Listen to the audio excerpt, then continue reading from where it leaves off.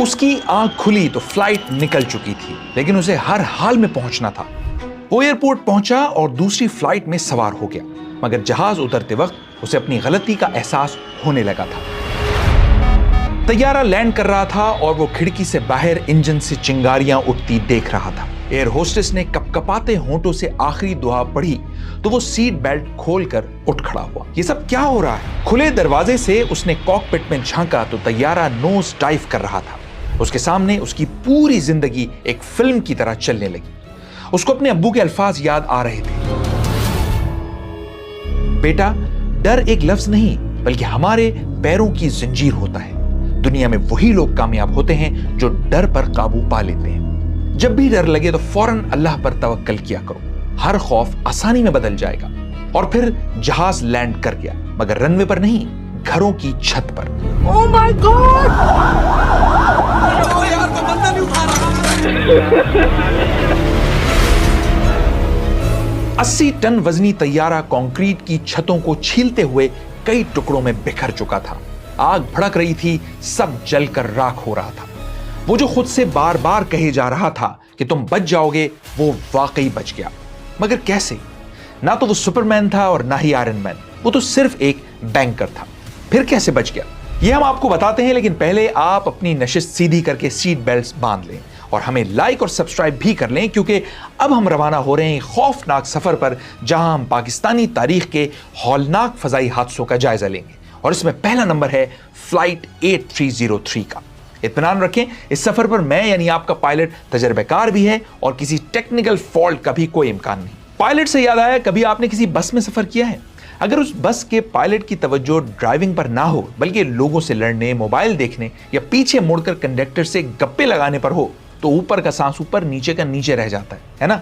इसे कोई भी नाम दे, गलती, बेध्यानी या ओवर कॉन्फिडेंस, लेकिन ये रवैया जमीनी ही नहीं, फजाई हादसों की भी नंबर 1 वजह है। फ्लाइट 8303 में भी कुछ ऐसा ही हुआ। तो चलें टाइम ट्रैवल करके 4 साल पीछे चलते हैं। 22 मई 2020 रमजान का आखिरी जुमा था और ईद 2 दिन की दूरी पर थी। फोन की घंटी से अनम की आंख खुली तो वो घबरा कर उठ बैठी। ओहो, 9 बज गए, एयरपोर्ट पहुंचने में सिर्फ 1 घंटा बाकी रह गया है। वो जल्दी जल्दी यूनिफॉर्म पहनकर कमरे से बाहर निकली तो अम्मी अब्बू हैरत से खड़े उसे देख रहे थे। अनम, आज तुम्हारी ड्यूटी थी तो रोजा क्यों रख लिया? अरे अब्बू, जुमे का दिन है और फिर शाम तक की तो बात है, इफ्तारी साथ करूंगी ना। अनम बाप के लिए बेटों से बढ़कर थी। माँ बाप का इलाज, बहनों की शादी और घर चलाने की पूरी जिम्मेदारी उसने अपने कांधों पर उठा रखी थी। दोनों मियाँ बीवी बेटी को खुदाहाफिज कहने गेट तक आए और वैन के जाने तक वहीं खड़े रहे। न जाने क्यों उन्हें आज ऐसा लग रहा था जैसे ये उनकी आखिरी मुलाकात है। धूप निकली हुई थी और हवा भी खूब तेज थी।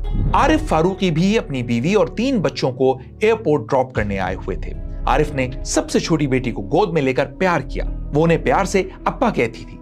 आरिफ की सास को 4th stage breast cancer diagnose हुआ था। उनके एक फेफड़े ने भी काम करना छोड़ दिया था। वो अपनी बेटी से आखिरी मुलाकात करना चाहती थी। आरिफ ने अपनी बीवी बच्चों को खुदाफिज कहा और फैमिली को टर्मिनल से अंदर जाते देखता रहा। I hugged them goodbye at the airport. I went back to the office expecting call कि यार आरिफ मैं पहुंच गई।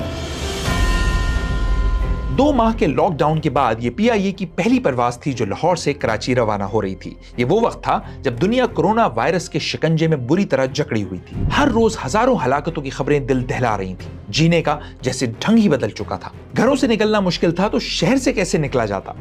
मार्च से ही तैयारे जमीन से लगे हुए थे। 16 मई को जाकर इक्का दुक्का परवाजें शुरू हुई। उस रोज हाल ये था कि सबसे बड़े शहर के जिना टर्मिनल पर सिर्फ 8 लोग अराइवल में पहुंचे थे, लेकिन फ्लाइट 8303 में 91 पैसेंजर्स और 8 क्रू मेंबर्स थे और अब वो फजा में बुलंद हो चुकी थी। फजाओं का सफर भी कितना अजीब होता है। चेक इन से बोर्डिंग तक मुसाफिर एहसासात के एक रोलर कोस्टर पर सवार होते हैं। एक्साइटमेंट, अपनों से मिलने का शौक और शायद थोड़ा सा खौफ भी। खिड़की से जहाज की उड़ान का मंजर तो बूढ़ों में भी बच्चों जैसा तजस्सुस पैदा कर देता है। हवा में तैरते बादल और हर समत छाया नील आसमान top of the world feeling देते हैं। हेडरेस्ट से सर टिकाने के बाद केबिन की हमिंग साउंड और डिम होती हुई लाइट्स किसी और ही दुनिया में ले जाती हैं। फ्लाइट 8303 के पीछे 1350 एकड़ पर फैला अल्लामा इकबाल एयरपोर्ट अब एक नुक्ते जितना रह गया था। मौसम भी साजगार था और लाहौर से कराची का रूट भी जाना पहचाना था। चैनल 24 के director news Ansar Naqvi mask लगाए ख्यालों में गुम थे। अखबार उनकी गोद में पड़ा था।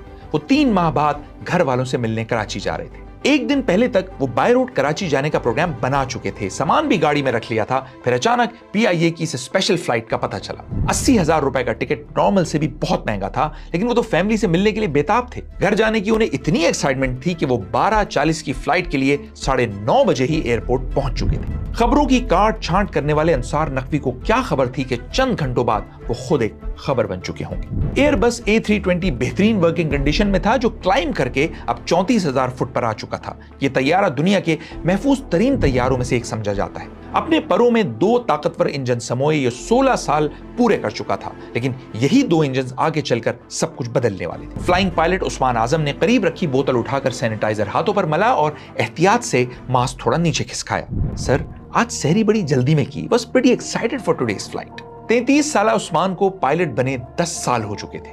अभी वो कुछ और कहने ही लगा था कि एयर होस्टेस अनम मकसूद ने कॉकपिट में आकर स्नैक्स का पूछा। मास्क पहने दूसरे पायलट ने मुड़कर अनम को देखा और सख्त लहजे में कहा, are you not fasting? Anam ने झेप कर हाँ में सर हिलाया और ट्रे लिए उल्टे कदमों लौट गए। सर, गुस्से में लगते हैं, अनम दिल ही दिल में बोली और फिर मुसाफिरों को सर्व करने में मसरूफ हो गई। कनपट्टी पर छाए सफेद बालों में 17,000 घंटों का फ्लाइंग एक्सपीरियंस लिए ये कैप्टन सज्जाद कुल थे। इस फ्लाइट के निगरान पायलट यानी जहाज उस्मान को उड़ाना था और उनका काम मॉनिटरिंग था।